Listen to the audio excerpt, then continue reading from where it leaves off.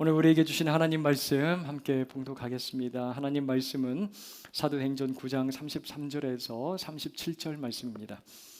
하나님 말씀은 사도행전 9장 33절에서 37절 말씀, 제가 가지고 있는 성경 신약 203페이지에 있습니다. 살아계신 하나님 말씀을 봉독합니다. 거기서 애니아라 하는 사람을 만나매 그는 중풍병으로 침상 위에 누운 지 8회라. 베드로가 이르되 애니아야, 예수 그리스도께서 너를 낫게 하시니 일어나 네 자리를 정돈하라 한데 곧 일어나니 루다와 사론에 사는 사람들이 다 그를 보고 주께로 돌아오니라. 요바에 다비드라 하는 여제자가 있으니 그 이름을 번역하면 도르가라. 선행과 구제하는 일이 심히 많더니 그때 병들어 죽음에 시체를 씻어 달하게 누이니라. 아멘. 살다가 우리의 힘으로 도저히 불가능한 일들, 그런 일들 앞에서 우리는 이런 이야기를 들을 때가 있습니다. 기적을 좀 기대해 봐야 되지 않을까요? 기적을 기다려 봐야 되겠습니다. 이런 이야기를 듣게 됩니다. 또 전혀 기대하지 않았던 일이나 그리고 꿈꿔왔던 일들이 현실이 되면 우리가 또 그렇게 이야기를 하죠. 야, 이런 일이 이루어졌다니 기적 같습니다. 도저히 믿어지질 않습니다. 그렇게 얘기할 때도 있어요. 우리가 읽는 성경에도 믿기 힘든 기적들이 기록이 되어 있습니다. 홍해 바다가 갈라지고 오병이어로 5천 명이 식사하는 사건도 기록이 되어 있고, 죽은 예수님이 부활하신 사건도 만나게 됩니다. 국어사전에서 이 기적이라는 단어가 어떤 의미를 가지고 있는지 한번 찾아봤습니다. 두 가지 의미로 정의가 되어 있더라고요. 첫 번째는 상식으로는 생각할 수 없는 기이한 일이라고 되어 있어요. 우리는 자연 법칙 안에서 어떠한 현상이 일어나면 그 일은 가능하다, 상식적이다, 납득하고 동의합니다. 하지만 그 범주를 벗어난 일에 대해서는 어떻습니까? 잘 받아들이질 못하죠. 납득하지를 못합니다. 거부합니다. 지구에서는 인정할 수 없는 일들이 우주 공간 안에서는 가능하고 너무 상식적이고 당연한 일로 보여질 때가 있습니다. 예를 들어서 여러분 중력을 한번 생각을 해보시길 바라요. 제가 들고 있는 이 컵 안에 물이 담겨져 있는데 이 물을 여기서 이렇게 따르면 어떻게 됩니까? 이 물은 땅에 떨어지게 되어 있죠. 그런데 제가 우주 공간에 나가서 이 물을 이렇게 하늘로 확 이렇게 뿌리면 어떻게 됩니까? 공중에 둥둥 떠 있게 되는 거예요. 여기서 만약에 제가 물을 부었는데 물이 땅바닥에 떨어지지 않고 공중에 그대로 있으면 여러분들 그거 뭐라고 부르겠습니까? 어머, 기적이 믿을 수 없어. 그렇게 여러분들 다 이야기들을 하실 거예요. 하지만 우주 공간에 나가 보면 이 일이 너무나 상식적이고 당연한 현상이다라는 말씀입니다. 아빠가 나뭇가지에 달린 잎을 손으로 이렇게 툭툭 건들고 만지면서 딸에게 이렇게 물어봐요. 딸, 이 나뭇잎 만질 수 있어요? 아니요, 만질 수 없어요. 만지고 싶어요? 예! 그러면 아빠가 어떻게 합니까? 딸을 두 손으로 번쩍 들어서 나뭇가지 위로 올려주죠. 그러면 딸은 어떻게 해요? 만질 수 있어요. 이제 나뭇잎을 만지게 됩니다. 딸에게는 도저히 불가능할 것 같은 이 기적 같은 일이 누구에게는 너무나도 쉽고 당연한 일이죠? 아빠에게. 딸에게 그 기적 같은 일을 일으키는 사람은 바로 아빠입니다. 아빠가 기적을 일으키는 거예요. 그래서 이 기적의 두 번째 사전적 의미를 살펴보면 이렇습니다. 신에 의하여 행해졌다고 믿어지는 불가사의한 현상이라고 되어 있어요. 우리에게는 도저히 일어날 수 없을 것 같은, 도저히 일어날 수 없을 것처럼 보이는 그러한 일들이지만 하나님이 하셨다고 하면 너무나도 당연하고 납득이 될 수 있는 당연한 현상이 바로 기적이라는 말씀이에요. 여러분, 정리하겠습니다. 먼저 기적은 불가능합니다. 누구에게 또 어떠한 상황에서요? 그 기적을 행할 수 있는 능력이 없는 사람에게, 그리고 초자연적인 자연의 법칙 안에 갇혀 있으면 기적은 일어날 수가 없어요. 하지만 어떻습니까? 우주로 나가면 중력이 사라지고 이 지구와 행성들이 알 수 없는 힘에 의해서 그 자리를 잘 유지하고 지키고 있듯이 기적은 아주 당연해진다는 말씀이에요. 누구 안에서? 그 기적을 이루실 수 있는 우주 만물을 창조하신 하나님 안에서, 그리고 하나님이 다스리시고 있는 하나님의 통치 나라 안에서 기적은 너무나도 당연하고 상식적인 일이 된다는 말씀이에요. 자, 그런데 여러분, 기적은 언제 일어날까요? 기적이 언제 일어납니까? 여러분, 구약에서 위대한 이스라엘의 왕 하면 누가 생각나시죠? 예, 아시면 대답을 하셔도 괜찮습니다. 예, 다윗입니다. 그런데 잘 생각해 보면 한 가지 흥미로운 점이 있어요. 유진 피터슨이 쓴 현실의 뿌리박은 영성이라는 책에서 다윗의 일생에서 우리는 하나님이 일으키시는 기적을 찾아볼 수 없다라고 언급을 하고 있어요. 보잘것없는 한 양치기 소년을 이스라엘의 위대한 왕으로 세우시는 데 있어서 하나님은 한 번도 초자연적인 기적을 일으키신 일이 없다라는 말씀이에요. 그런 방법을 사용하지 않으세요. 여러분, 기적은 언제 일어난다고 생각을 하세요? 또 왜 일어난다고 생각하십니까? 내가 간절히 무언가를 소원할 때 기적이 일어날까요? 여러분, 만약에 그렇다면 오늘 이곳에 막 우리가 믿을 수 없는 초자연적인 일들이 막 벌어지게 될 거고요. 우리는 이제 그 기적을 더 이상 기적이라고 부르지 않게 될 겁니다. 여러분, 기적은 누가 일으키십니까? 내가 일으키는 게 아니라 능력이 많으신 하나님께서 일으키세요. 그리고 여러분, 하나님은 심심풀이나 재미로 그 기적을 일으키지 않으세요. 분명한 뜻과 목적을 가지고 기적을 일으키신다, 기적을 사용하신다는 말씀이에요. 성경을 우리가 쭉 읽어 내려가다 보면 그 기적들이 집중돼서 나타나는 시대들을 발견해 볼 수가 있어요. 모세 시대, 그리고 엘리야, 엘리사 시대, 그리고 신약으로 넘어가면 예수님과 사도의 시대 때 그 기적이 집중되어 있다는 사실을 찾아볼 수가 있습니다.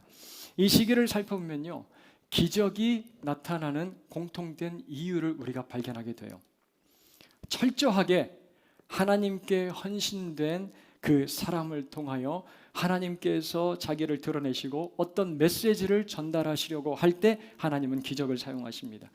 이집트 땅에 내린 10가지 재앙, 그리고 홍해바다가 갈라진 사건, 그 이유가 무엇입니까?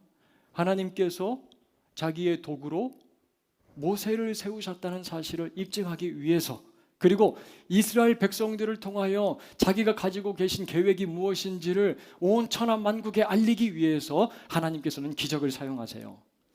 이번 주 수요일 예배에 참석하신 여러분들은 아마 들어서 알고 계실 텐데, 하나님께서 이스라엘 백성들에게 뭐라고 말씀하시죠? 너는 내 백성, 나의 소유, 그리고 너희가 제사장 나라로 견고하게 서려면 내 말을 어떻게 하라고요? 듣고 지키라. 여러분, 이 제스처도 생각이 날 거예요. 듣고 지키라, 듣고 지키라. 살아계신 하나님의 말씀을 듣고 순종하고 지키게 하기 위해서 하나님께서 이스라엘 백성들을 깨우치시는데, 그 깨우침의 방법, 도구가 바로 무엇입니까? 기적이라는 거예요. 그래서 이집트와 이스라엘에게 하나님의 놀라운 능력을 기적을 통하여 보여주십니다. 이스라엘의 위대한 두 선지자 엘리야, 엘리사도 마찬가지예요. 가장 영적으로 혼탁한 시대에 하나님의 말씀을 듣지 않으려고 귀를 딱 달아버린 그 시대 가운데 보냄을 받습니다. 그 시대와 민족을 깨우기 위해서 기적을 통하여 하나님께서 살아계신 하나님의 메시지를 엘리야와 엘리사가 전달하는 모습을 우리가 볼 수가 있어요. 예수님도 마찬가지죠.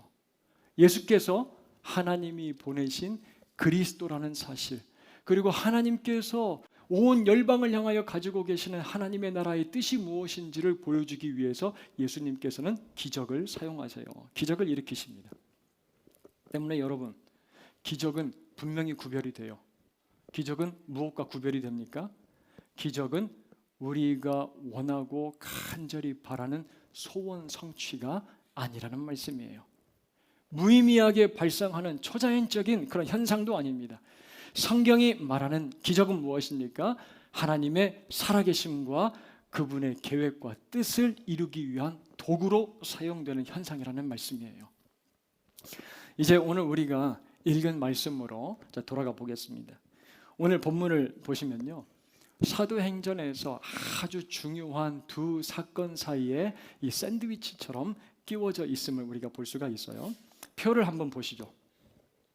표를 보시면 오늘 우리가 읽은 이 본문 앞 뒤에 중요한 두 사건이 있는데, 앞에는 바울의 회심 사건, 그리고 뒤에는 로마의 백부장 고넬료의 가족이 구원받는 사건이 자리 잡고 있어요. 그리고 이 두 사건 사이에 기적 사건, 두 개의 기적 사건이 위치하고 있다는 사실이에요. 하나님께서는요, 예수님을 믿기 시작한 회심한 사울이라는 사람을 통해서 이제 복음을 예루살렘과 온 유대와 사마리아와 땅끝까지 이르러 펼쳐내시려는 계획을 가지고 계세요. 이 시점에서 하나님은요, 또 한 사람의 마음을 자극하고 움직이고 계시는 거예요. 그가 누구이냐면 바로 교회의 지도자 베드로입니다. 베드로. 예수님께서 하나님의 나라가 땅끝까지 확장될 것이라고 말씀은 하셨지만 베드로 그 시기가 어떤지, 또 언제 어떠한 방법으로 이렇게 이루어 가실지 잘 모르고 있는 거예요. 베드로는 누구입니까? 초대교회 지도자이고 그는 유대인입니다. 신중할 수밖에 없는 거예요. 복음을 믿고 그리스도인이 된 이방인들이 이제 교회 안에 들어와서 어떻게 자리를 잡아야 되는지 조심스러울 수밖에 없는 거예요. 이번 주 수요일과 금요일 선교사님 두 분이 오셔서 우리에게 말씀을 전해주셨는데, 말씀 전하시고 가니까 성도님들이 그런 말씀을 하시는 거예요. 그러한 지역에서 그런 사역들을 감당하고 계시는 줄 몰랐어요. 하나님이 그렇게 역사하고 계시는 줄 선교사님 말씀을 통해야 비로소 알게 되었습니다. 그렇게 이제 이야기들을 하세요. 마찬가지로 하나님은 베드로를 예루살렘 교회에서 벗어나서 이끌어내어서 뭔가를 보게 하세요. 주위를 둘러보면서 예루살렘을 벗어난 곳에서 지금 어떠한 일들이 일어나고 있는지 목격하게 하시는 겁니다. 그래서 32절 말씀 가서 보니까 그때에라고 시작을 하고 있습니다. 그때에. 여러분, 이때가 언제인지 9장 29절과 31절 잘 우리에게 보여주고 있어요. 자, 여러분, 회심한 사울이 복음을 담대히 전하고요, 헬라파 유대인들을 만나서 변론하고 변증합니다. 그 모습을 싫어한 이들이 29절 뒷부분을 가서 보니까 사울을 죽이려고 안간힘을 써요. 그 사실을 형제들이 알고 사울을 저 멀리 북쪽에 있는 다소라는 지역으로 피신을 시킵니다. 이러한 상황 가운데서 31절을 여러분들 함께 읽어볼까요? 31절 말씀입니다. 그리하여 온 유대와 갈릴리아 사마리아 교회가 평안하여 든든히 서가고 주를 경외함과 성령의 위로로 진행하여 수가 더 많아지니라. 아멘. 이 사도 바울, 이 사울이라는 사람의 회심을 계기로요, 이 온 유대, 예루살렘, 그리고 또 사마리아에 있는 교회들 평안하게 든든하게 세워져 갔다라고 기록을 하고 있어요. 하나님을 경외하고 성령의 위로 안에서 수가 더 많아졌다라고 그렇게 이야기를 하고 있습니다. 그리고 31절에 가서 보니까 참 재밌는 단어를 찾아볼 수가 있는데, 여러분들 성경에 마크가 있으신 분들은 표시를 해봐도 좋겠어요. 진행하여라는 단어입니다. 진행하여. 헬라어로 포리오마이입니다. 포리오마이. 옮기다, 운반하다, 여행하다라는 뜻을 가지고 계세요. 마치 성령께서 운행하심, 성령께서 살아서 한 곳에만 머물러 있지 않고 여러 곳을 다 다니고 있는 그러한 그림과 같은 모습을 우리에게 보여주고 있는 단어입니다. 자, 그때 베드로도 보세요. 어떻게 하고 있습니까? 32절 가서 보니까 베드로가 사방으로 두루 다니다가 룻다에 사는 성도들에게도 내려갔더니 라고 언급을 해요. 36절 가서 보니까요, 이제 욥바를 거쳐서 어디까지 올라갑니까? 가이사랴까지 올라가고 있어요. 여러분, 지도를 한번 보세요. 다음 시간에 우리가 조금 더 자세하게 살펴보겠지만 베드로는요, 예루살렘을 떠나서 쭉 돌아서 가이사랴까지 올라가는데, 가이사랴에서 이 고넬료라는 사람의 집을 방문합니다. 그들에게 복음을 전하고요, 그 가정이 예수를 믿는 사건이 일어나요. 고넬료는 어떤 사람이냐면 이방인이고요, 그리고 이스라엘을 식민 통치하는 로마의 군인입니다. 베드로의 눈에 그가 어떻게 보였을까요? 땅끝처럼 보였을 겁니다. 세상 끝에 살아가는 사람, 나와 아무런 관계가 없는 사람처럼 보여졌을 거예요.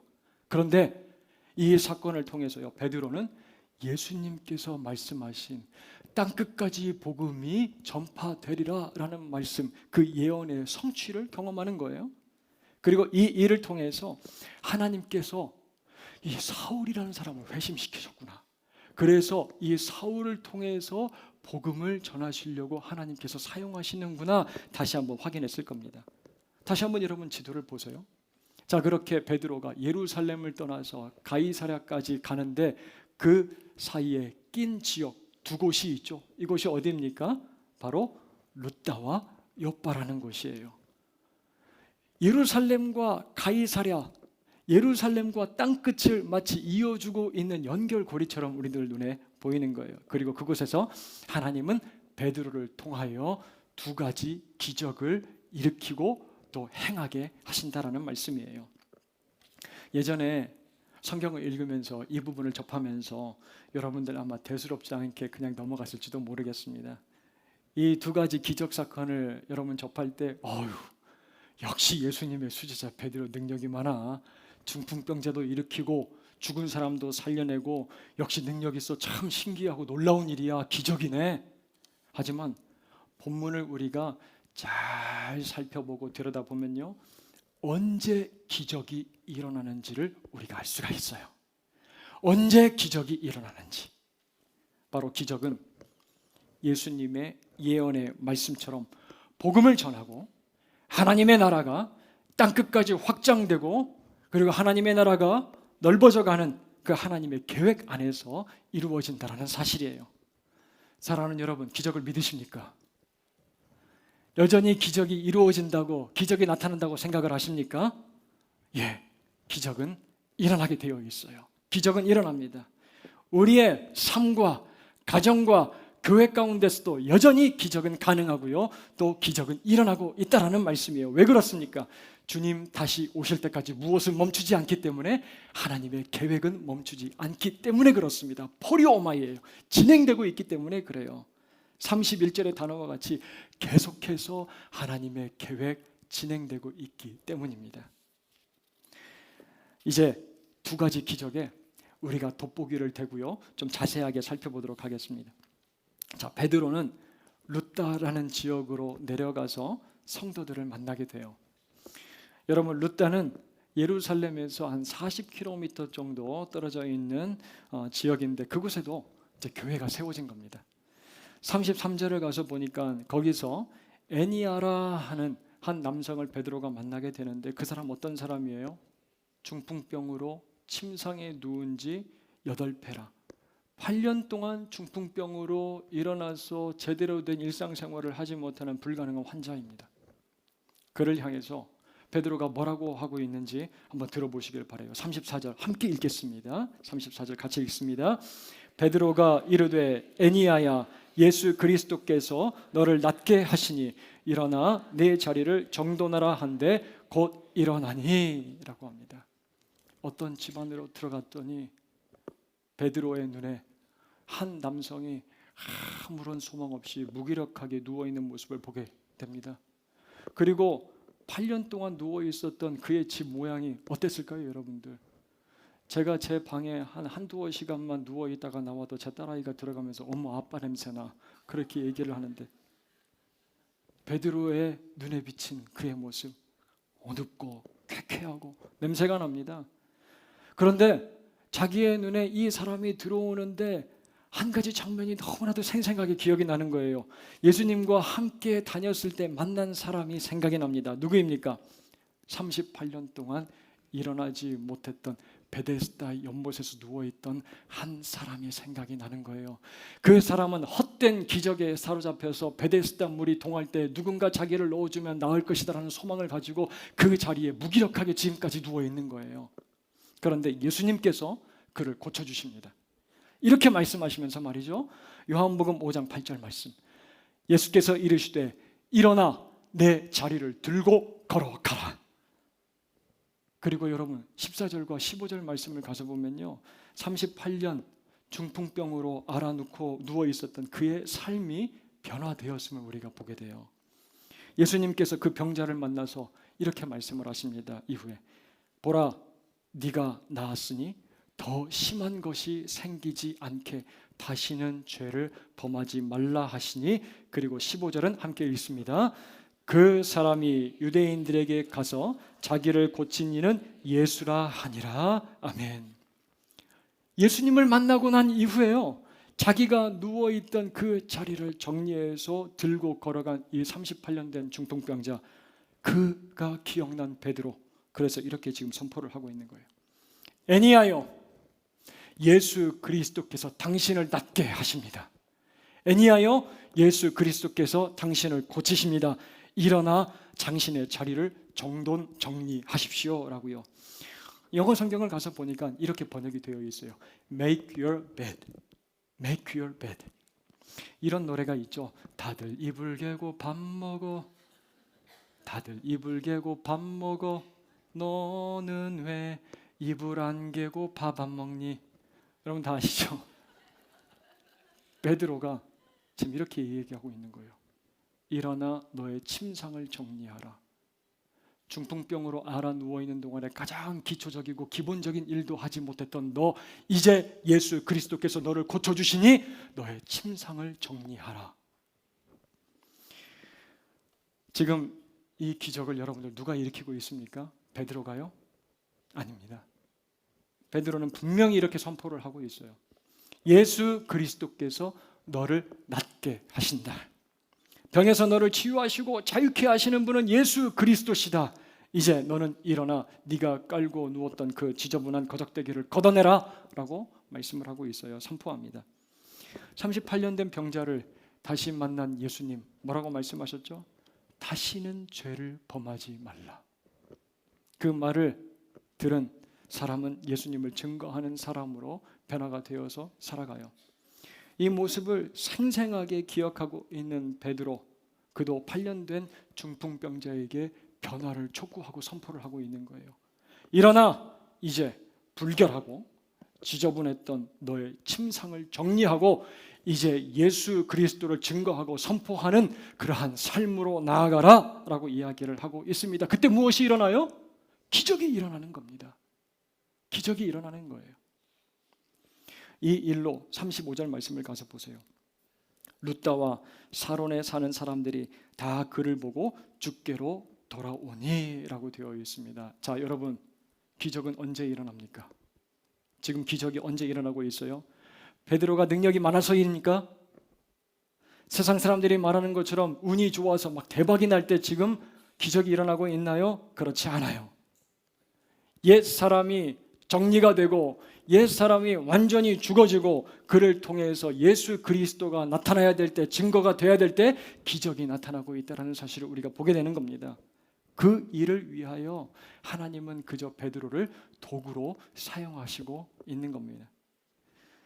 여러분, 저에게 기적을 일으킬 수 있는 능력이나 권한은 없습니다. 하지만 하나님께서 자기의 계획과 뜻에 따라서 기적을 일으키시니 저는 믿음으로 이렇게 선포하겠습니다. 예수 그리스도께서 너를 낫게 하시니 자리를 정리하고 일어나 걸어가라. 예수의 이름으로 일어나 걸어가라. 하나님께서 우리를 애니야처럼 사용하시기를 원하신다면 우리의 삶 가운데, 우리의 가정 가운데 애니야와 같은 그러한 기적이 일어날 것 기대하고 믿으시는 저와 여러분들 되길 주님의 이름으로 축원합니다. 기적은 일어나는 거예요. 8년 동안 애니야를 붙잡고 있었던 중풍병처럼 여러분들을 꽉 붙들고 있는 요소들이 혹시 있습니까? 저는 다 알 수가 없어요. 과거의 깊은 상처, 끊을 수 없는 여러 가지 중독들, 술과 도박과 성적인 타락과 마약, 또 자녀에 대한 집착, 성공을 위한 욕망, 돈과 물질, 그것들을 다 정리해내고 이 모든 것은 배설물로 여기고 예수 그리스도를 아는 지식이 가장 고상해서 이제 예수 그리스도를 증거하며 살아가는 삶을 살겠습니다 결단하며 고백하는 이들에게 예수 그리스도께서 일으키시는 기적이 나타난다는 사실이에요. 그 기적을 저와 여러분들이 경험하기를 바라요. 여러분, 다시 한번 말씀드려요.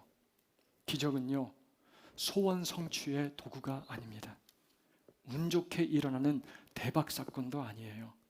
기적은요, 하나님이 자기의 계획을 이루시는 과정입니다. 사랑하는 여러분, 여러분들 가운데 중풍병자와 같은 분이 계신다면 하나님이 응답을 주시는 금요 예배 기도의 자리에 나와서 하나님 앞에 결단하며 고백하며 기도할 수 있기를 간절히 소원합니다.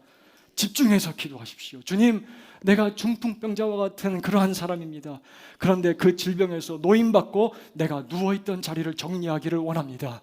나의 변화된 삶을 통하여 이제 내가 예수 그리스도를 증거하며 살아가기를 소원합니다. 그렇게 결단하며 소원할 때 하나님께서 우리 가운데 일으키시는 놀라운 기적을 경험하고 맛볼 수 있는 저와 여러분들 모두가 되길 주님의 이름으로 다시 한번 축원합니다. 이제 베드로에게 두 사람이 찾아와요. 루다에서 멀지 않은 욥바라는 곳으로 와달라고 합니다. 왜냐하면요, 36절을 가서 보니까 다비다라는 여제자가 죽었기 때문에 그래요. 헬라어로 도르가라고 불리우는 이 여인, 어떤 사람이에요? 선행과 구제하는 일이 심히 많았다고 합니다. 그런데 그러한 여인이 병에 들어서 죽었고 시체를 씻어서 다락에 성도들이 안치했어요. 그 여인의 죽음 앞에서 모든 교회 성도들이 안타까워하고 슬퍼하며 눈물을 흘립니다. 39절을 가서 보세요. 베드로가 일어나 그들과 함께 가서 이르매 그들이 데리고 다락방에 올라가니 모든 과부가 베드로 곁에 서서 울며, 모든 과부들이 베드로 곁에 둘러섭니다. 그리고 다비다가 만들어준 속옷과 겉옷을 하나하나 꺼내서 보여줘요.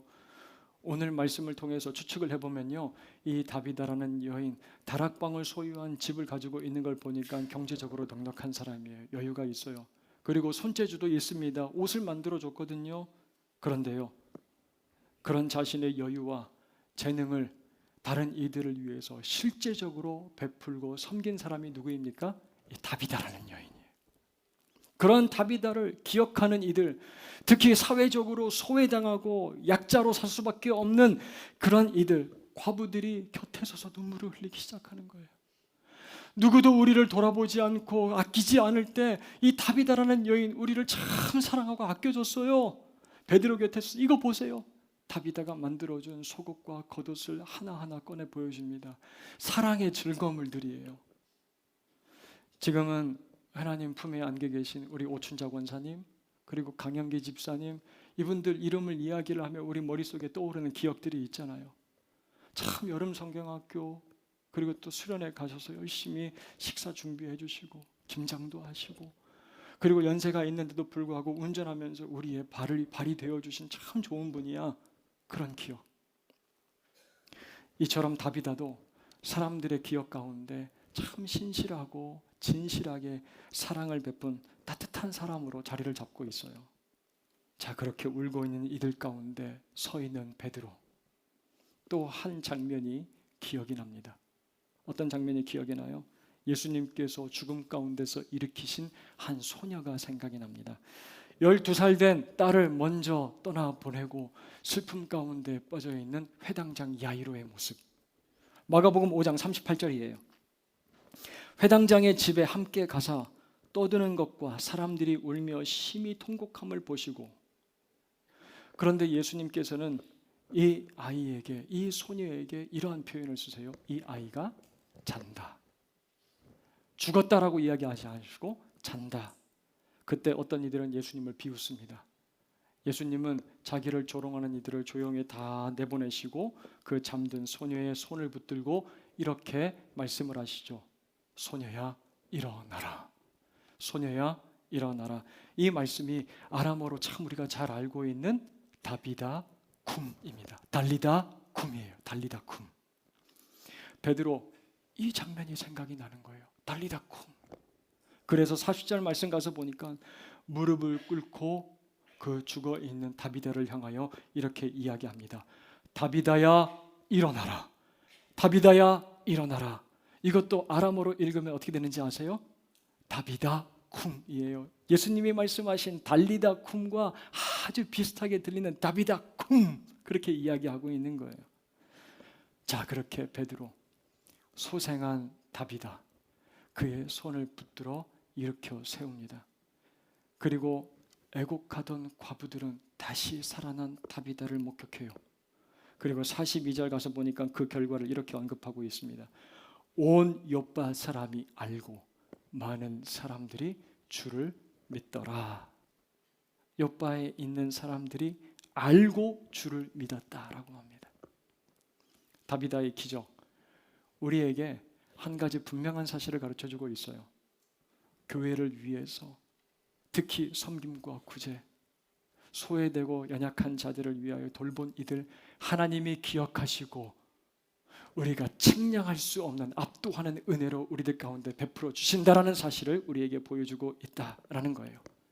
이 일을 통하여 교회는 회복됩니다. 슬픔 가운데서 기쁨을 되찾게 돼요. 많은 사람들이 복음을 듣고 예수님을 믿게 됩니다. 베드로, 이 두 기적의 사건을 통하여 확신이 찾아옵니다. 어떤 확신이에요? 하나님의 나라가 확장이 되고 복음이 선포되어지는 곳에, 예수 그리스도의 이름이 선포되어지는 그곳에 기적이 일어난다는 사실을 다시 한번 확실하게 체험하게 되는 거예요. 예루살렘에서 점점 멀어지고 있잖아요. 룻다, 욥바. 그런데 기적의 강도는 어떻게 됩니까? 점점 더 강해져요. 점점 더 놀라운 기적들이 일어나고 있는 모습을 베드로가 경험하게 되는 겁니다. 제가 얼마 전에 한 동영상을 봤는데요. 여러분들 아는 아마 배우 김용호 씨. 이분이 그 일반 공중파 방송인 그 라디오 스타에 나와서 이런저런 얘기를 하는 모습을 보고 제가 조금 놀랐습니다. 일반 공중파 방송에서는 특정 종교에 대해서 이야기하는 게 굉장히 꺼려지는 일이잖아요. 조심스럽고. 그런데 그 자리에서 자기가 경험한 내용에 대해서 아주 솔직하고 진솔하게 나누는 그 모습을 보면서 제가 좀 놀랐습니다. 그 동영상을 준비를 했는데 여러분들 같이 한번 보시죠. 배우 김용호 씨가 이제 이 방송에서 이런 이야기를 이제 했는데 꼭 부탁한 게 있다고 그러더라고요. 다른 건 건드리시도 괜찮은데 이 내용만은 제발 편집하지 말아달라고. 내 경험, 이거는 내게 너무나 강력하고 내게 실질적으로 다가온 이 경험은 편집을 제발 안 했으면 좋겠다고, 꼭 다른 사람들이 이야기 들었으면 좋겠다고 그렇게 부탁을 했다는 거예요. 여러분, 기적이 멈췄다고 생각을 하세요? 더 이상 우리의 삶 가운데 기적은 나타나지 않을 것이다라고 단정하고 계십니까? 그렇게 단정 지었다면 오늘 말씀은요, 우리의 다친 마음과 생각을 다시 한번 열어놔요. 우리의 중심과 굳어진 심령을 개조하고 새롭게 하는 말씀이에요. 우리 새한교회 비전이 무엇입니까, 여러분? 하나님의 계획 안으로 뛰어들어가는 교회입니다. 다이브, 하나님의 계획 안으로 뛰어들어가는 거예요. 구원받은 우리가 하나님의 백성이 되어 예수 그리스도의 제자로 세상을 변화시키는 교회, 이것이 바로 우리 새한교회의 비전입니다. 그 계획 안으로 뛰어들어가는 것, 여러분 한 사람 한 사람이 그 하나님의 계획 안으로 뛰어들어갈 때 여러분들의 삶과 가정 가운데서 하나님이 일으키시는 놀라운 기적 경험하게 되길 주님의 이름으로 축원합니다. 다시 한번 말씀드려요. 기적은요, 우리 개인의 소원을 이루는 소원 성취의 도구가 아닙니다. 운이 좋아서 대박이 터지는 것도 아니에요. 기적은 우리가 하나님의 계획 안으로 뛰어 들어갈 때 우리의 생각과 경험을 뛰어넘어 맛보게 되는 하나님의 은혜입니다. 다시 한번 말씀드려요. 기적은 우리가 하나님의 계획 안으로 뛰어 들어갈 때 우리의 생각과 경험을 뛰어넘어 맛보게 되는 하나님의 은혜입니다. 저는 이번에 우리가 새롭게 시작하는 순모임 가운데 이러한 기적이 일어나게 되길 간절히 소원해요. 지금 수련회와 여름 성경학교를 통해서 말씀을 듣는 우리 자녀들의 심령 가운데 이러한 기적이 일어나게 되길 주님의 이름으로 축복합니다. 우리가 함께 모여서 기도하는 금요 응답 기도회 가운데 하나님께서 이러한 놀라운 기적을 부어주시길 간절히 소원해요. 여러분, 기적이 일어날 때는 언제입니까? 바로 우리가 하나님의 계획 안으로 다이브할 때예요. 하나님의 계획 안으로 뛰어들어가 내가 이제 예수 그리스도를 증거하며 살아가는 삶을 살겠습니다 결단할 때, 그때 기적이 시작된다 말씀이에요. 이 사실을 기억하며 하나님이 우리 안에 일으키시는 놀라운 기적을 경험하면서 살아가는 저와 여러분들 모두가 되길 주님의 이름으로 축원합니다. 우리 함께 빌립보서 2장 13절 말씀을 함께 봉독하도록 하겠습니다. 13절 말씀입니다. 너희 안에서 행하시는 이는 하나님이시니 자기의 기쁘신 뜻을 위하여 너희에게 소원을 두고 행하게 하시나니. 아멘. 여러분, 기적은 하나님께서 일으키십니다. 우리가 하나님의 계획 안으로 뛰어들어갈 때, 결단할 때 그 마음을 우리의 마음 가운데 품고 우리 다 같이 일어서서 이 시간 이 찬양을 우리의 고백으로 하나님 앞에 올려드리며 찬양하길 원합니다.